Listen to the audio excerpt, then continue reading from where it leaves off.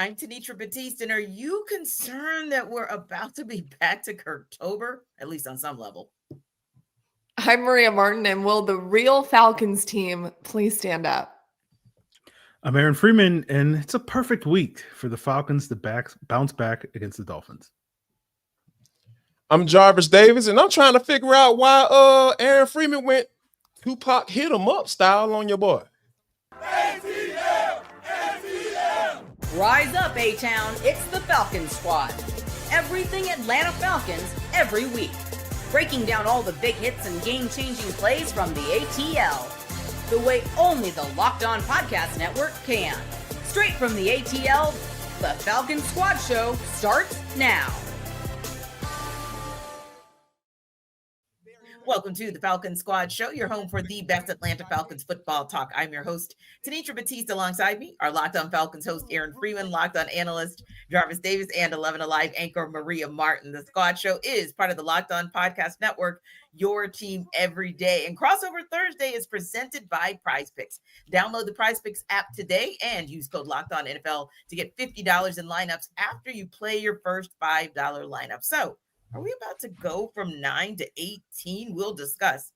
No more Ray-Ray, but why? We'll debate that too. And Zach, Jeff, you are on the clock to reset things Sunday. We'll download on that. But first. Perfect scenario for a bounce back, or is it a trap? The Atlanta Falcons will welcome the Miami Dolphins to the Benz Sunday. The Dolphins haven't won a road game all season, Jarvis. Is this the perfect scenario for the Falcons coming off a loss against the Niners? Or is playing a team that lost 3 straight a trap game? Yes, it's absolutely a trap game. Matter of fact, I'm changing it. It's a Falcony game. This is the perfect game for the Atlanta Falcons to go out and say, oh, yeah, we got this bad boy. Woo, we're going to go out and do our thing. And, they mess around and Mike McDaniel somehow figured out a way to put up 35 points. I can see that happening. But with all that being said, I do trust this offense at home. Like, the proof is in the pudding. What you talking about from that Commanders game to that Buffalo Bills game, Michael Penix Jr. just plays well in Mercedes-Benz Stadium. In that Tampa Bay game where he put the team on his back and almost pulled that bad boy out against Baker Mayfield and company. So for me, yes, it's the Falcony game. I can see the extreme happening. However, I do, deep down in my heart, in my soul, in my eyeballs, I feel like this team will play well. And what about for you, Maria? This is one of those where you have to be so careful because, yes, you'd like to think that it's kind of set up for success with the Falcons, just in terms of them being able to come back home and kind of reset from what happened against San Francisco. However, the Miami Dolphins coming in, hobbling, coming in like everything is just imploding there. Like your quote unquote home team could come in here and wreck your new home team if they're not careful. Yeah, I mean, as somebody that grew up a Miami Dolphins fan, this is the pits of the NFL, man. It's so bad there. It is just, wow. It's tough to watch. Not to mention the fact that you mentioned, T, they're imploding, it feels like. They're imploding on each other. They're turning on each other. There's a bad deal happening down there in Miami. So I think the phrase that Raw used on Monday was they out-Falconed us, which that's a new thing that we're now hearing. They out-Falconed us. He used it in a positive way. I'm going to start using it in a negative way, I think. Although I don't think, right, I was going to say, yeah, Maria, I got to admit, I'm sorry, Maria, just a real quick sidebar. Yeah, go ahead. Come on, man. Know what the street slang means. I know. He was trying to use it in a positive way. He watches this show. Because nobody has coined that term, because T started that term. I'll go give T credit. Falcony? Yeah. Out-Falconed with a D is what he said. Yes. They out-Falconed us. But, he was talking about the run game, and we're all like, I don't think this can be positive. But, you do you, whatever you want to do. Baby. Anyways, just wanted to start off strong. Jarvis, you're right. The Falcons, they average 26 points per game at home, 10 points per game on the road. It is very it's just proven that they're better inside Mercedes-Benz Stadium. And when you look at this on paper and you see what I illustrated as to be just a disaster of a football team right now. And the Miami Dolphins, you think, yeah, this is really easy. This is easy for us to go and put up a ton of points. It's easy for Bijan Robinson to run all over a defense that has looked really pedestrian, although they did look better in week 7, talking about Miami. I just don't think that that's going to happen. I think that the Falcons will come out there and have a bounce back win because this is what they do. They have losses that you don't think they should lose, and then they bounce back and all is good again. And we think they're a great team. And then they do the opposite the next week. So, that's why I said, will the real Falcons team please stand up? Because I don't really know who they are, but I do know that they're going to beat the Miami Dolphins. Yeah. What about you, Aaron? Go ahead. Yeah. You can never put anything past the Falcons, right? We know historically where a team needs to get right. They play the Atlanta Falcons and they suddenly get right? We've seen that a couple of times already this year. Last week against the 49ers, they couldn't run the football. They played the Falcons. They look like they've been running the football, as an elite team all season. Carolina earlier in the season. So I will never, ever go into a game fully confident that the Atlanta Falcons are going to take care of business against an inferior opponent. But all that being said, I still feel pretty confident that, piggybacking on what Jarvis and Maria have said, this team is very different at home. This Dolphins team, if Falcon fans think the vibes in Atlanta are bad, like it can always be worse, buddy. They are always be a lot worse.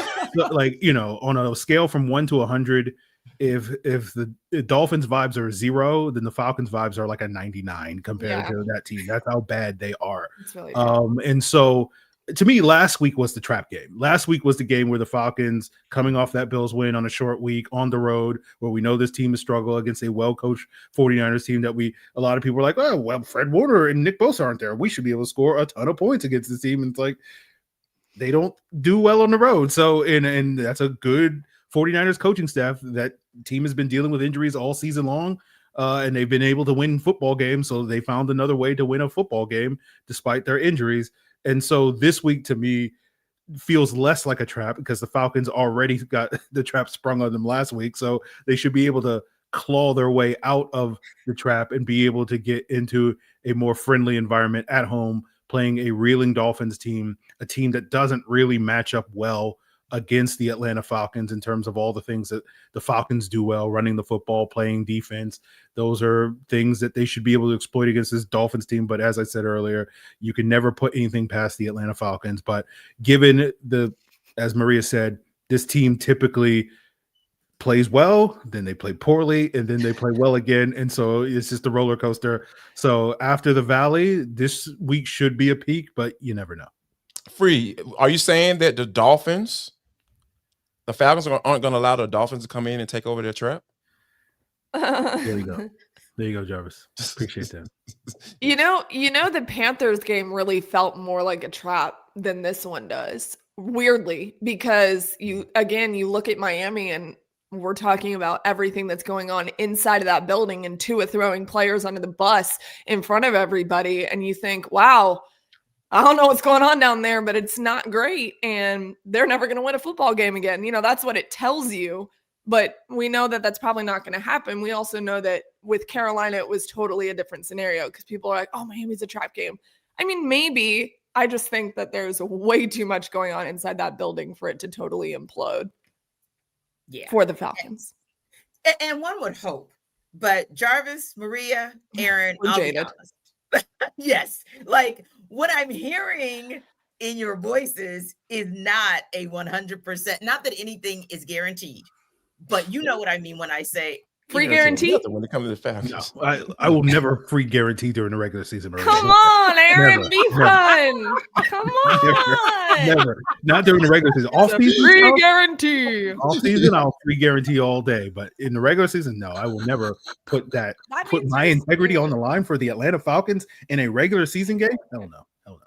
Aaron, give us one free guarantee. Give us free. Oh, okay, I'll give you this free guarantee. They will try to run the football to Bijan Robinson early in the game. They will try to establish the run. Beyond that, I am not guaranteeing. Go out on a limb. Beyond that. Wow. Water is wet, air is invisible. Bijan established the run. That's all I got. Bijan's gonna run the football. Great job. Yay. Yeah. But real talk. Excellent analysis, my friend. because there is trepidation, hesitance, dare I say PTSD triggering in this conversation. I got to throw it back out to you guys. Jarvis, what is the number one thing that's making you feel like, but I can't go? And I'm not talking about the fact that nothing is guaranteed. Take that out of it for a moment. What is giving you the most pause or trepidation for being like, standing on business about a bounce back? The waves of guys that are missing on defense. Jalen Walker not being there. You talk about a guy that looked really well, he played really well against the run.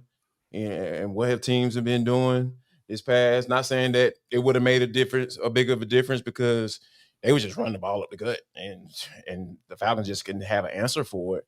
But, and then you got Billy Bowman, who's an excellent guy when it comes to playing against the run, a guy you can keep in there on certain formations and certain looks that you wouldn't necessarily keep a guy like D'Offer in. So I think that those two guys being down and James Pierce Jr. kind of disappearing a little bit, those are the things that I get excited, that I kind of get a little skeptical about. That's why I have pause, because I know that Miami has some tools. It's just not working right now. Yeah. And I think that if you continue to have these young pups who you are relying on to be productive, that's what Aaron talked about this coming into the season. I don't like to rely on rookies. I get it, because they're lows, right? They're ups and downs. Like, the guy's going to disappear for games, because that's just how the NFL works, because people watch film and they understand, okay, what are your tendencies? All right, now, okay, you were jumping this particular route. Oh, so here we go. We're going to go with this. If you try to run this little option route on 4th and 1, hey, we're going to break on this bad boy. So that's just how the league works. So that's why I have a part. It's this defense, because I feel like this defense has been playing well enough for the offense to kind of figure things out. And when coming into the season, we thought it was going to be the exact opposite. So now that you got guys being banged up on the defense side of the football, then Divine Deablo, I know we're going to talk about that a little bit later, but that scares me. So, yeah, that's why I have a lot of pause, along with all the Falcon history of just falconing back in the day. But this is from a current standpoint, this is why I have a little pause, because this defense isn't quite what it looked like early on in the season. Yeah. So what about you, Maria? That trepidation, that pregnant pause, that not 100% stamp of, this is going to be a get-back game. I think it's just because they're incredibly inconsistent. I mean, it's a roller coaster that we can't get off of. It's severe inconsistency on both sides of the ball. Jarvis pointed out a bunch of things on the defense. The offense is the same way. And I think a lot of the inconsistencies on offense come with a young quarterback. We have talked about, Mike's not young, whatever. He is. And he's going to figure some stuff out. And it's going to be a bumpy ride. And I think we've said that a lot on this show. You saw a really terrible game against the Panthers. Now, you hope that it's not as bad as it was at that point. You hope that, you see a little bit more, and you have, to his credit, but he's still making decisions, i.e. the 10-second runoff decision right before the half. Those are just young mistakes that just can't continue to happen. And so I just think that this team is just vastly inconsistent on both sides of the ball. And what's concerning about that is you're not seeing a whole lot to give you any hope that the inconsistencies are kind of going to go away. And then to Jarvis's point, when I saw the Divine Deablo injury, I thought, I don't think people realize how important he is to this defense. And especially when Jeff Ulbrich said it's going to be a replacement by committee, I started to get a bit worried. That means that this is somebody, obviously, that is incredibly important to their scheme and to their game plan. And now you're going to have multiple guys step up for a player who has just been phenomenal in what Jeff Ulbrich has wanted to implement on the defensive side of the ball. So, there's a couple different things. I think a lot of it is the youth is finally showing itself a little bit. Kind of what Jarvis was saying as well. When you talk about James Pierce Jr., this is a rookie. Some of these younger guys are having young guy moments. That's okay for me. I just would like to see a little bit more consistency on both sides of the ball, one way or the other. Yeah, but Maria, it can't be understated. what you said about youth, particularly about Michael Penix Jr. I was having a conversation a couple nights ago, and I said, I think that we all kind of got caught up in the whole maturation of Michael Penix Jr. because he played so long in college and he's not your average rookie because of all that experience. But sometimes it shows that it doesn't matter how much of that quote unquote experience you had in the college game. This is the pros. And so if you think that maybe being repetitive in the things that carried you to success in all of those years in college are automatically going to translate, not so much. And then also you see how sometimes when you make that assumption of, oh, not only does he have all of those games in college, but he had those 3 games last year. Yeah, but Maria, that was 3 games of 2 things. Number one, not a lot of film on him for defensive coordinators to be able to scheme for.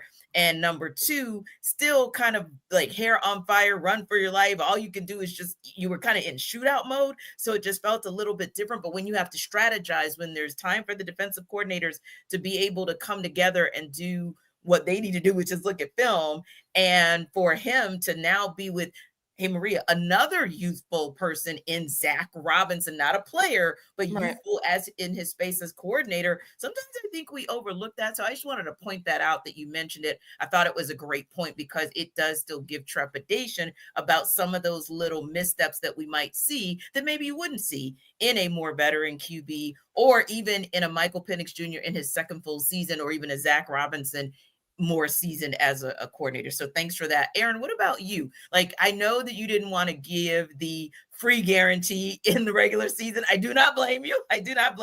But what's the number one thing that never going to get a free guarantee in the regular season? Never. I've made that. Look, quick story. I made that mistake 20 years ago when the Falcons were playing the Green Bay Packers in 2005, and they had this like 5th string running back named Sam Congato that was going to step in and play. And it's like, oh, the Packers are like 1-5. They got this practice squad guy. Like, this would be light work for the Falcons. And Sam Congato had like 7,000 yards and 7 touchdowns in that game and single-handedly beat the Atlanta Falcons. And I was like, never again. So the thing with the Dolphins, even though the vibes are bad, they are still a professional football team. They still have good football players, right? It's why the vibes are so bad, because they are vastly underperforming what their talent is. And they have players that can challenge the Falcons. Now we'll talk about Michael Penix's injury in a second, but part of that trepidation I have is, are you going to get the typical Michael Penix at home if he plays hurt this Sunday? That's a factor. The offensive line did not play well against San Francisco. And I think Miami has better pass rushers than San Francisco has, particularly at the edge rusher position with Bradley Chubb and Jalen Phillips and Chop Robinson. And if the tackles don't come to play better than they did last week against San Francisco, that's going to be a challenge if Michael Penix can't throw the football if he's on his backside. And then you lose Divine Deablo, as Jarvis and Maria pointed out. You lose a big part of the speed that you have. And guess what the Dolphins have in abundance? They don't have Tyreek Hill, but they still got Jalen Waddle. They still got Devon Achane.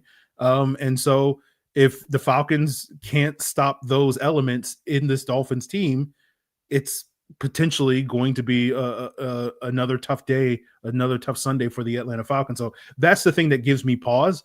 Again, I want to be optimistic that they'll be able to take care of business, but I can't be confident that the Atlanta Falcons will definitely do the thing that we need to do them, because we've seen throughout the season, as Maria has pointed out and Jarvis has pointed out, that there are plenty of Sundays where they don't take care of business and do the job and play up to their ability. And so this potentially could be another one of those Sundays.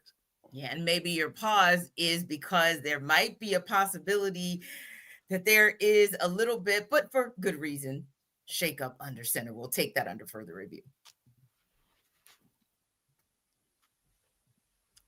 This episode of our Falcons Squad Show is brought to you by Prize Picks. Every day we make decisions, but on Prize Picks, being right can actually get you paid. Don't miss the excitement of this football season with Prize Picks, where it is good to be right. Playing Prize Picks is such a fun, simple way to add more excitement to football. You just pick more or less on player projections like Josh Allen's passing yards or Saquon Barkley rushing for a touchdown, and you're in the game. I love how quick it is. You can make your lineup in under a minute, and you can add stacks because Prize Picks is just added stacks. So If you want to ride with a player, maybe select their pass yards, rush yards, touchdowns, all in one lineup, you can do it. And also, it's fun to follow other players in the app and copy their lineups with one easy click. And the new injury reboot feature, wow, pretty cool, because if your player leaves early and doesn't return, it won't count against you. So download the PrizePicks app today and use code LOCKEDONNFL to get $50 in lineups after you play your first $5 lineup. That's code LOCKEDONNFL for $50 in lineups after your first $5 lineup. PrizePicks, it's good to be right.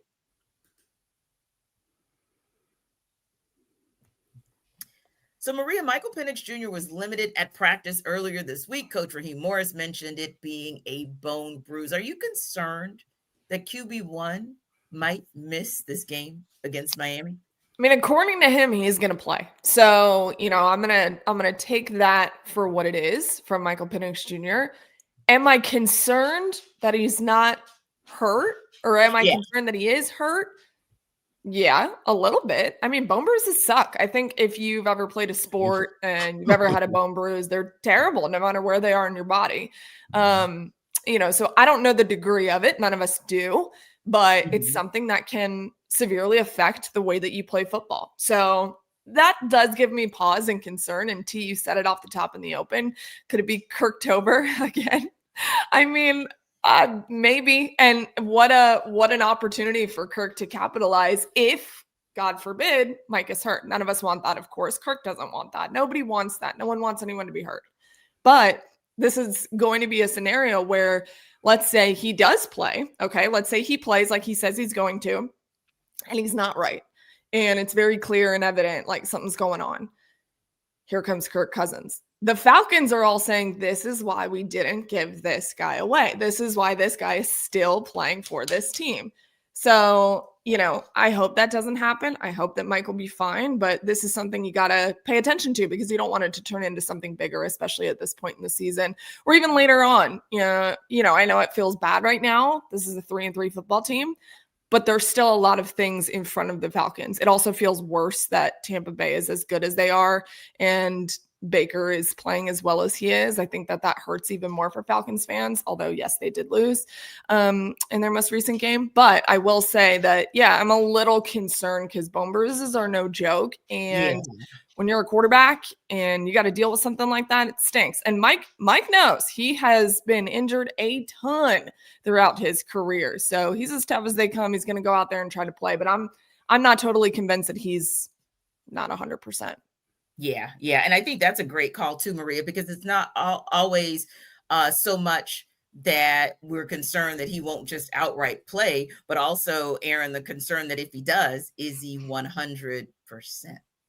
Yeah, that to me is, I think, for me, the bigger concern. I'm expecting him to play through this injury. We'll see. But, we've become very good at, sort of reading the tea leaves when Raheem gives us these very vague injury updates. And usually if he says, I feel good about it, it's like, okay, that guy's probably going to play.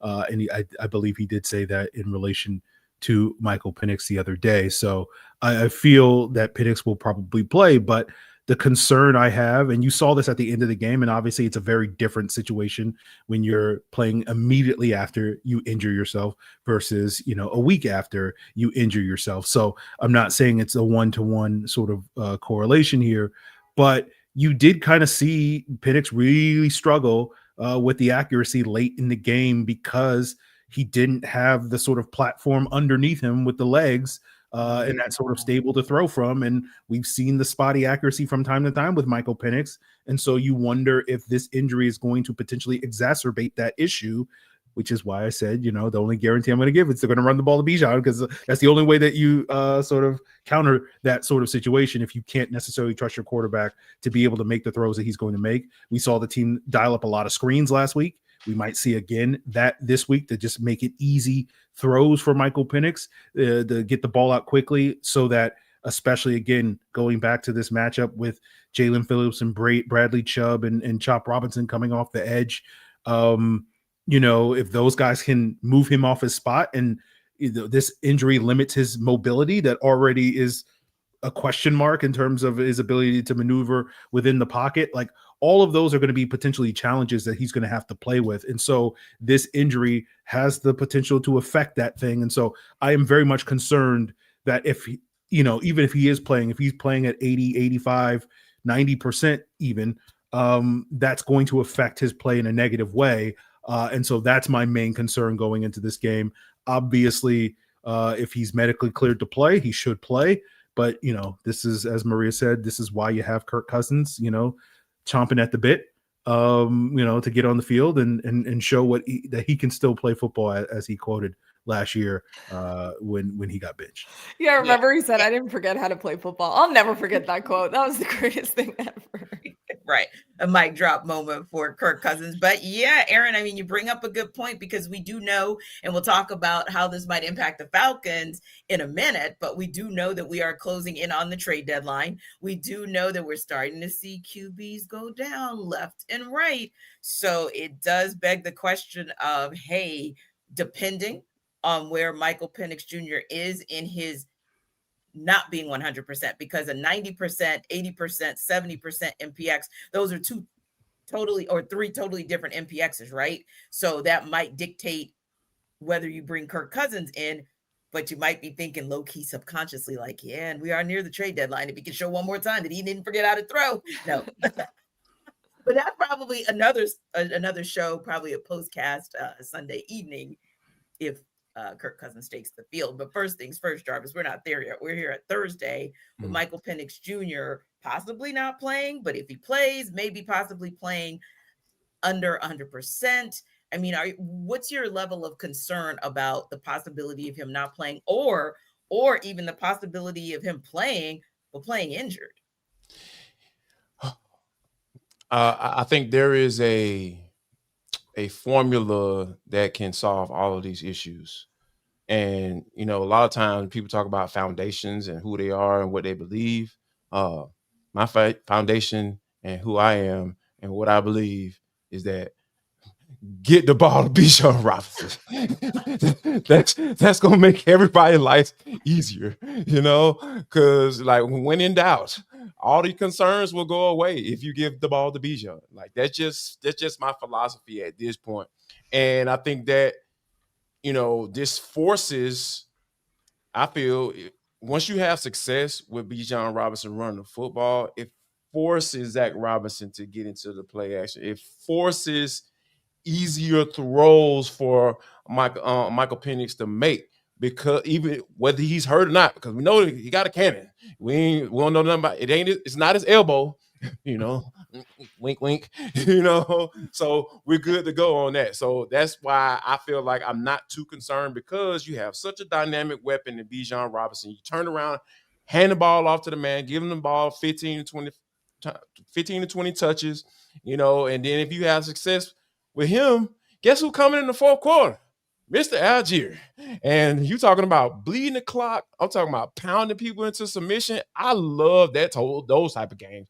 Give me 24 points and you got 180 yards rushing and 35 carries, right? And 20 for Bijan Robinson and 15 for Tyler Allgeier. Those are the type of the games that I would not be concerned at all if that's the mindset going to this game, which it should be, especially regardless of whether or not Michael Penix is hurt. Yeah. And speaking of injuries, we kind of alluded to it earlier, Maria, and you kind of talked about what Jeff Ulbrich even said about, and of course, we know Raheem Morris confirmed that Divine Deablo has a fracture, hopes to get him back this season, but we've seen it. And I think Divine Deablo's impact in that linebacker core, it belies the numbers. Like, I don't think the numbers tell the complete story of how impactful Deablo has been for this team. But ultimately speaking, is it time to sound the alarm in the linebacker room? Because it's not just about the fact that Divine Deablo, it won't be available indefinitely, but it's really kind of Jeff Ulbrich's comments about kind of linebacker by committee. And you're looking at that linebacker core, and Jarvis, you even alluded to it. We talked about, James Pierce Jr. and, him kind of disappearing a little bit. We didn't talk about it yet today, but Jalen Walker and him, being inactive. So, I mean, Maria, it's almost like slowly but surely that linebacker core, that linebacker room is taking some serious L's that you got to be concerned about. Yeah, I mean, haven't we said this the last 3 straight years? Yeah. Literally in training camp, everybody always points to inside linebackers and says, "Wow, what a phenomenal group the Falcons have put together." We're always super fired up about those guys, and then at some point in the season, they're either getting hurt or falling off or whatever the case may be. So whoever has a curse over the inside linebacker group for the Falcons, can you please just remove it? That would be great. Yeah, please just get rid of it. JD Bertrand. I think the putting players by committee in place of Divine Deablo is more of a testament to Divine, less of a scrutiny against the players that they have on this roster. Essentially, what Jeff Ulbrich is saying there is that this is a unique player. He even used those words. This is such a unique player that there isn't one person who can plug and play and do what Divine is doing. There's got to be at least 3. And that's basically what they're going to do. And I think the combination of those 3 guys, JD Bertrand, Josh Woods, DeMarco Hellams, if you're rotating those guys in and out, it's going to give you enough. It's not Divine Deablo. If you have paid attention, this guy is just a freak of nature in general. He is built like a freak of nature, and there's no one else on the roster that can plug and play and look like him in terms of size, because you lose a lot of that with every single person that I just mentioned, size, length, all of that. So I think there is a very, very good point that you made, Tanisha, when you're talking about the numbers don't tell the full story. I've said that about Caden Ellis for years. It's the same thing with Divine Deablo. You look at a stat sheet. It's why coaches say stats are for losers, because there's so many positions on the football field that just aren't going to get the credit that they deserve unless you're going back watching film and looking at it from that perspective. If you're looking at it from a stat sheet, you're like, Divine, who? Like, not necessarily, but you know what I mean? It's not really a testament to the impact that he's had on this defense and in a short amount of time. So am I concerned? Am I sounding the alarm? Not entirely, just because I think a rotation of those guys can do enough. And I've got enough faith in Jeff Ulbrich at this point, guys, that they're going to figure it out at that position. Could this have been last year? You guys can name his name. I'm going to leave it out of it. Could this have been last year? I would be a little bit more concerned, but I do have a lot of faith in Jeff Ulbrich that he will figure it out. Go ahead, Jarvis. What are you talking about? No, you got it. It's your guy. Who are you talking about? I'm trying to figure out who you're talking about. It's your guy that Josh you Woods? completely renamed, by the way. Talking about Josh Woods? No. Who are you talking about, Maria? Sips tea. Moving on. Aaron. I didn't rename him. I know we got to go to break. I'm playing around too much. Sorry. Yeah, exactly.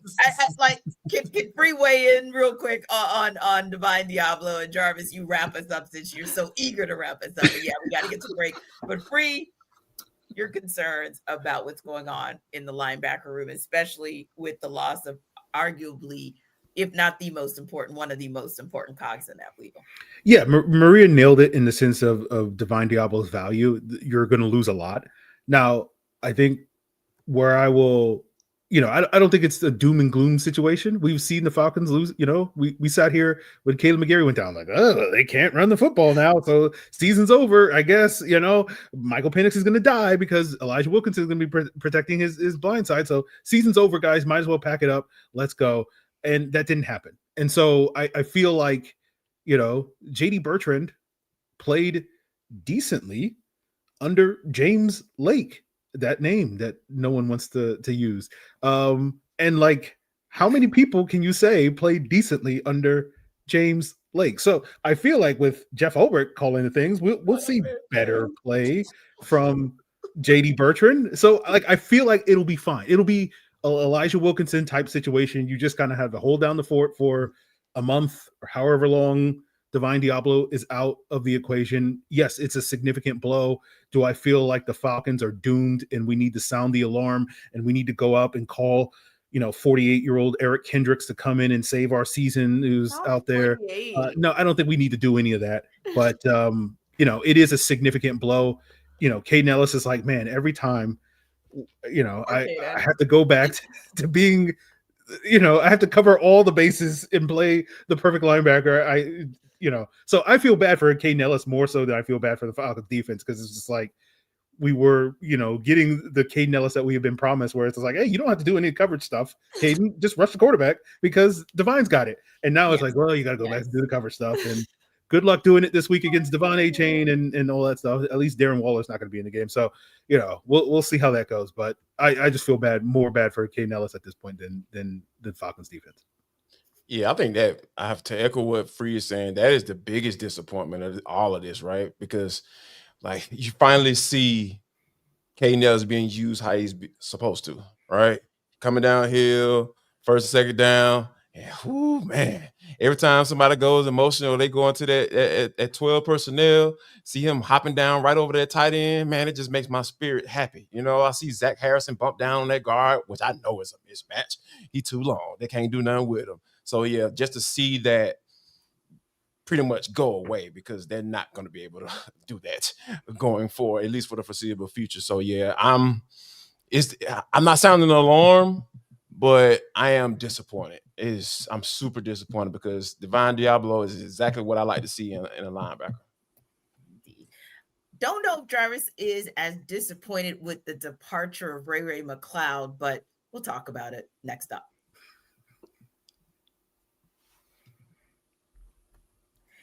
NFL season is back, and honestly, there's nothing better than being in the stadium surrounded by fans cheering on your team. But let's be honest, getting tickets can be a hassle between queues, login screens, and prices jumping at checkout. It can be frustrating. That's why I use Game Time, the app that gives the advantage back to fans. Game Time is fast, easy, and backed by the Game Time guarantee. You'll always get 100% authentic tickets delivered on time and at the best price. Plus, all fees are included, so the price you see is the price you pay. Pull up Game Time, and in just a couple taps, you'll see amazing deals. I'm talking about your favorite NFL games as low as $100. And honestly, it's faster, cheaper, and less stressful than any other way I've bought tickets. So download the Game Time app, create an account, and use code LOCKEDONNFL for $20 off your first purchase. Now, terms do apply, but again, that's promo code LOCKEDONNFL for $20 off. Swipe, tap, ticket, and go. Download the Game Time app, create that account, and download Game Time today.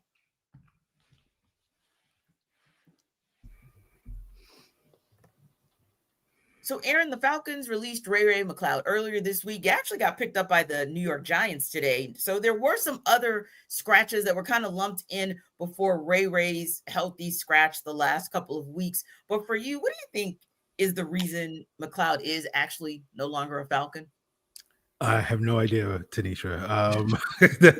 That's the great mystery at this point, because Raheem said it wasn't discipline related, it's performance based. And it's like, but how could it be performance based? Because Ray-Ray hasn't really been playing all that much. So I don't know what performance you're evaluating. So apparently, I guess maybe he was lollygagging in practice or whatever. So I have no idea on that situation. He denied it was related to Ike Hilliard. I don't know. When he was pressed about it, he's like, we'll keep those conversations private. It's an issue between me and him. Like, well, okay. Like it's, again, we're it's an art and a science to try to figure out what Raheem get in between the coach speak of Raheem. And so don't have a clue why Ray-Ray is gone. But, if we're just keeping it purely football, it was very clear that the Falcons have moved away from the 11 3 wide receiver set heavy offense that they were like running 90% of the time last year, that Ray-Ray was a featured weapon. They're down to like almost a 50-50 split between 11 personnel and 12 personnel this season. And they've basically been able to unlock Kyle Pitts as kind of the number 3 wide receiver this year, or really been the number 2 wide receiver, because Darnell Mooney hasn't been the number 2 wide receiver.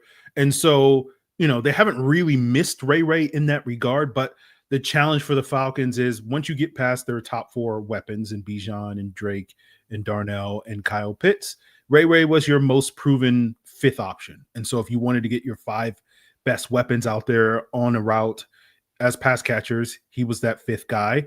And the question is, who's going to fill the void with him gone? Kadero Hodge has shown some valuable things. Don't seem that interested in playing Kadero Hodge this year. So they've been rolling with Casey Washington and David Sills. They've been okay, but like they're not really moving the needle as pass catchers. You can point out their great run blocking, which is something that they bring to the table maybe a little bit more than Ray-Ray McCloud does in that regard. But it's one of those things where the reasoning behind Ray-Ray, like he was kind of marginalized on offense. I thought he was doing good work on the kick return game, but certainly nothing that was like super essential. And then, we talked about it on the post game with Jamal Agnew being instrumental in setting up the one touchdown that the Falcons had in the 49ers game. And maybe that was enough for the Falcons to be like, okay, we think Jamal Agnew's worked his way back into his form. And so now we can move on from Ray-Ray and we'll give, Natron Brooks or Devin Tompkins or Nate Carter or whoever else and one of these other young guys an opportunity to show what they can do as kick returners. And Ray-Ray, essentially, all I'm saying is like Ray-Ray became kind of expendable at this point with how the Falcons have structured their offense and structured their roster this upcoming season. So there are football reasons why the Falcons can let him go. But the actual decision of why this is happening now is a complete mystery to me. Yeah. And for you, Jarvis, when you look at the fact that we were questioning that first time we saw Ray-Ray McCloud as the healthy scratch, and it was such a late healthy scratch at that, and then another healthy scratch, and now, of course, a release. I mean, what do you think is behind that? Ooh, I have a couple of theories. Y'all know how my mind works sometimes. So I'll start here. I think it has something to do with Ike Hilliard not being here anymore, because here's the thing. One thing that I've learned playing ball, when you have a coach vouch for you, like there is, and it's not the head coach, like they'll give you the benefit of the doubt, saying, okay, if you vouch for him, cool, we'll bring him on. And Ray-Ray talked about how Ike Hilliard was the reason for him being here, because that's just how the game goes. When you're assembling the coaching staff, they'll say, hey man, who you got, who you like, when you try to put together a roster and who you feel can add value to this roster. I hear you say, hey, bring him aboard, Ray-Ray McCloud. And that's what happened. And he had a career year last year. And I think that once Ike Hilliard went away, you lose that protection. I feel like that happens. That's real right there. You lose that protection. And then I also blame Kyle Pitts. Kyle Pitts came in ready to play this year. Kyle Pitts forced Zach Robinson to say, hey man, you purposely had me out towards the second half of the year last year because Charlie Warner was doing such an excellent job in that tight end position and blocking, and I kind of got phased out towards the end of the year. But no, I'm ready this year, so I don't want to take, as a play caller, as Zach Robinson, I don't want to take Charlie Warner out of there because I know what he brings to the table from a blocking standpoint. So I'm being forced to put two tight ends on the field. You eventually, like Free said, that pecking order you continue to go down. And once you move down that pecking order, your protection is no longer here, and your position coach, and the reason why you were brought in the first place, I think it just came to a head and just said, all right, we don't need you anymore. And I think that's eventually what happened. Yeah. And for you, Maria, kind of what are the tea leaves that you kind of are reading on the departure of Ray-Ray McCloud? Yeah, I mean, I'm with Aaron here. I truly have no idea. And I think that it's hard to read Raheem in these scenarios because, he's saying it's not disciplinary. It's a personal excuse. It's an excused absence. It's, he says it's one thing and then it's not the other. I don't know. It is bizarre. You have Ray-Ray then tweeting out these things that are like a Rubik's Cube, trying to figure it out. Like, what do you mean? And why are you cryptically tweeting and talking about your other teammates too? I don't know. It's just too dramatic for my liking. And there's a lot going on there. And I think there is a lot more to the story. There always is, especially in the NFL. But I do think that I'm starting to get a bit concerned when it comes to the receiving core for the Falcons because you lose Ike Hilliard. Obviously, he was let go earlier in the year. And then now you're down another receiver. And so where does that leave you? Because Drake London has not been who we believe that he is and who we know he is, right? He has not been. We talked about the inconsistency piece. And granted, he's been banged up a little bit, so that has a contributing factor to it. And then I don't think Darnell Mooney is right. I don't think he's 100% healthy. And so you have that going on for you. No. And then, as you guys had mentioned, Kadero Hodge, the shrug emoji, we're not going to play him at receiver. And then Casey Washington, he's fine. I love his spirit. He's like one of my favorite people we talk to in the locker room. He's just a young player, and I just don't think that he gives you some of the elements that they've had at receiver in the past, at least not yet at this point in his career. And so shrug emoji. You're now down another receiver. He has already found a landing spot, which good for him. And I'm glad that, Raheem, obviously it's the NFL and people are going to talk. So I'm glad that Raheem obviously did what he needed to do to get Ray-Ray in another place. Wasn't here. So where does that leave you? Well, as you mentioned, Kyle Pitts has come ready to play. He is a very nice surprise. To which, if you guys were not listening to me all summer, I said Kyle was going to have a good year and everyone thought I was crazy. And look at him go. I am just so happy that he is actually... Look at you leading the parade. You know what I'm saying? Like patting yourself on the back. I like that. Yeah, it's a Thursday, baby. Let's go. Listen, the reason why I do that is because people gave me so much crap for saying that Kyle was going to be good. And everyone's like, he always does this. He always looks good in training camp. And then the season comes and whatever. That's how they sounded too. That's how I read it. It's how you have to read people who you hate online. That's exactly how they sound. No, I'm serious. Like when people are mean to me and they're like, you're a girl, you don't know anything about football. That's how I read it. I'm like, that's actually how you guys are talking, right? Anyways, anyways, Kyle's having the season I thought he was going to have. And then, a lot of us did, I think. It's just nice to actually see it come together. But yeah, I mean, to go down a rabbit hole and basically my long-winded answer of that with Ray-Ray is I am a little bit concerned about the receiving core, who we believe to have a ton of firepower at the beginning of the season. And we thought that this was one of the stronger groups on the team. Now it's, okay, you have no more wide receiver coach because he got let go at the beginning of the year. And then you now don't have a receiver that has contributed quite a bit for this team. So it's kind of like, I don't know. They're in a very weird place at receiver right now, and even weirder because I think there's a lot more to the Ray-Ray story that we don't know. Yeah, you know what else is weird?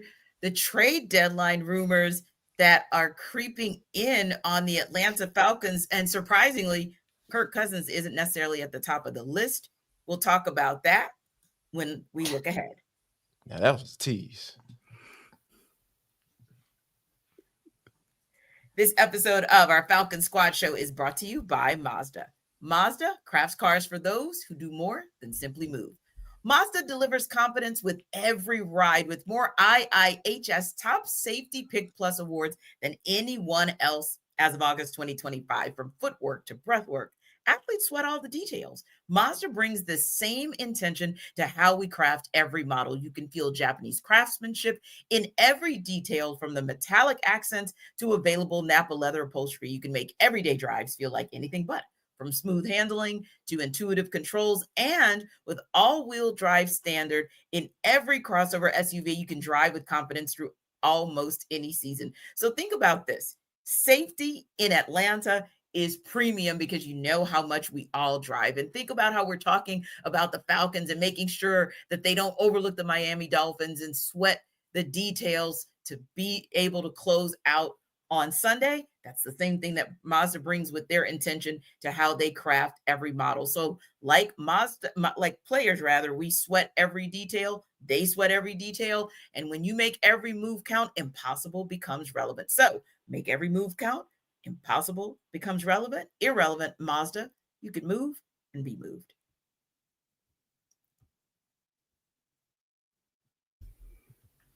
So Arnold Ebiketie's name is being mentioned, Jarvis, as someone who could be moved before the trade deadline. And one of the rumored spots is for him to maybe reconnect with his guy, Grady Jarrett. So interesting that he might end up in the Windy City. But I think more interesting with a guy who literally kind of is showing signs, maybe not as consistently as we would want, but maybe at least a bit more this season. Wow, I was kind of surprised that maybe AK is an option for trade, but then on the same token, maybe you look at that guy who's in the middle, right? Not the top guy, because you don't want to lose him. You need his productivity, not maybe the guy who's kind of playing mid to low, because he's not going to be appealing or attractive to a team that's trying to add a piece. And Chicago is one of those teams that, real talk, they're right there in the thick of things in a very, very competitive NFC North. So that said, I'm not surprised necessarily about Chicago being a nice landing pad for Arnold Ebiketie. I'm just surprised that Arnold Ebiketie is even somebody that we're talking about having a landing pad. To be honest with you, T, I'm not, because here's the thing. Not enough snaps, and they have a lot of edge guys. They even got one guy that ain't even played this year, Braylon Trice, and you still don't know what type of player he's going to be. We talked about the development of Arnold Ebiketie. He's gotten better. We've seen him get the growth. But Terry Fontenot doubled down in the first round this year on 2 edge guys. So it's just, and one thing that I've learned about Arnold Ebiketie since he's been here, he's a guy that needs to play. He has to play.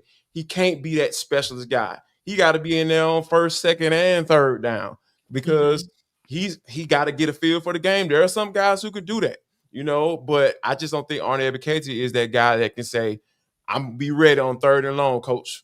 Just put me in. I'll be ready. Nah, he has to play first, second, third down in order for him to be effective. And I think that, the other interesting piece about it is I don't necessarily think that the Falcons are shopping him, right? I don't think that's the case.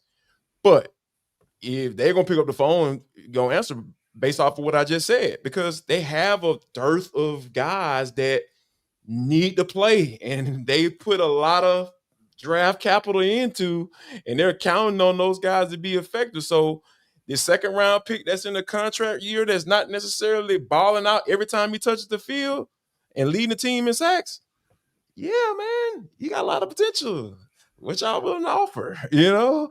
I'll pick up the phone. So yeah, I think that, I'm not surprised, and I think that at the end of the day, it's not an indictment on the type of player that Arnold Ebiketie is. I just think that given the situation and where the Falcons are and the youth movement that they have at the edge spot, it's just, hey, man, he's the odd man out.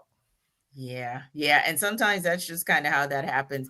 I think that's probably a perfect analogy, Jarvis, to say you might just be the odd man out. But for you, Maria, when these rumors started to kind of come about earlier this week, courtesy of ESPN as one of the main source, the original source, what did you think? I mean, were you surprised that Arnold Ebiketie is a trade option?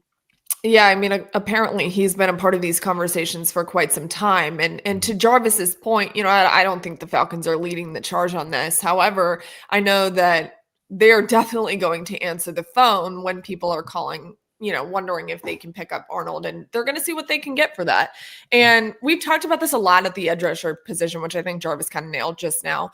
There are some guys that are the odd man out, which I always believe to be Braylon Trice. Like, did he miss his window of opportunity with this team? We still have not seen him play. And remember, this was a player that a lot of people were very excited about. However, sometimes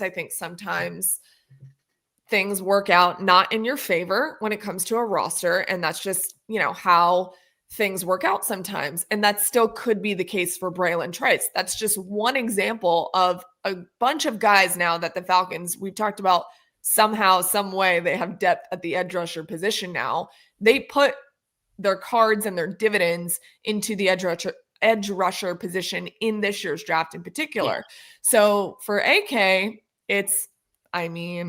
could you possibly get rid of him? Yeah. And it wouldn't make as big of a difference just because of how loaded up these guys are now at the position. So again, I don't think the Falcons are the ones leading the charge on this. AK has been fine. He doesn't have a sack this season. It's coming. It's going to happen for him.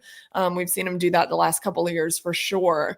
It's just, there is a crowded room. And if there is possible NFL teams wanting this player and we'll give you something for it, why not listen to the opportunity? Yeah. And I think too, Aaron, that might be the case. While the Falcons weren't necessarily shopping Arnold Ebiketie, they'll at least be listening to someone if there is a good enough offer put on the table. Yeah. Jarvis is right. Once they drafted Jalen Walker and James Pierce, Arnold Ebiketie became the most expendable, tradable asset. Where you look at players going into contract years, typically are the types of guys that get moved in these midseason trades. And you look at guys like Kyle Pitts and Tyler Allgeier and Arnold Ebiketie as some of the prominent young players that are in contract years. And we've talked about it already. Like Allgeier has a clear value on this team. Kyle Pitts has a clear value on this team. And Arnold Ebiketie also has clear value on this team, but it's not as valuable as those other two guys. And so given, he's really kind of settled it. I think he's been productive when he's been on the field. It just hasn't sort of really reflected in the stat sheets. He's been a valuable run defender, and particularly with Jalen Walker out, he's your best edge, true edge, not kind of like Zach Harrison and Dorless and whatnot, but like the true edge rushers as far as your run defense. But unfortunately for Arnold Ebiketie, Leonard Floyd has played pretty well as a designated pass rusher, and we know that's really where James Pierce has shined. And frankly, the Falcons have a much more invested interest in those investments paying off than they do Arnold Ebiketie, who will basically, is at this rate based off of how the season has gone, is probably not on track to earn a second contract with the Atlanta Falcons, given those investments, given that he hasn't necessarily shown himself to be an essential piece of this rotation at this point. And then, of course, you mentioned sort of Braylon Trice, and, again, whether, how much of a future there is, but you still have that in your back pocket if you're the Atlanta Falcons, where it's like, okay, well, we could probably afford to lose Arnold Ebiketie and still have Braylon Trice in our back pocket, whether that's later this year or next year or whatever. So as Maria and Jarvis said, I think the Falcons will definitely listen to offers. It just will depend on, what type of prices they're going to get for Arnold Ebiketie, because the production hasn't been what it has been in the past. I'm not expecting a very robust market. And so it may just be like, here's a 7th round pick. And I think the Falcons will be like, we think Arnold Ebiketie is more valuable to us than some special teams player that probably, based off the Falcons history of 7th round picks, is probably not going to make the team. So we'll take 10 more games of Arnold Ebiketie over that. But, ultimately I do think, even though the production isn't there, I think Arnold Ebiketie has shown a level of performance that he still has a bright future in this NFL. It just may not necessarily be in Atlanta, at some point. Yeah. And speaking of the future is now for these Falcons to get a win. Jarvis, what does that look like? What does Zach Robinson need to do in order to help ensure, putting that in some quotes, ensure a win from the Falcons this week? What does Jeff Ulbrich need to do on defense to get a win? I think that I'll start with the defense first. Get healthy. get all your weapons on the field. Hey, are you gonna come back, Jalen? I know you got the groin issue. I know that's a very sensitive area. You know what I'm saying? But you need to get that man back on the field at some point. Billy Bowman, come on, man. Hey, man, soft tissue. You don't want to be that guy, So yeah, come on back. I think that getting those guys back into the fold and figuring out a way, like when teams go heavy, he needs a heavy package. I'm talking about Sam Roberts, David Onyemata, and give me Zach Harrison. I need those to be your 3 base defensive linemen right now at this juncture, especially in run situations, because Miami Dolphins, they still use a fullback. Hey, what's that, Mr. Davis? That's a guy that lines up in front of the running back that's normally bigger than the running back, and he blocks for the running back going up into holes. You know what I'm saying? So, yeah, I think that's the main thing for me.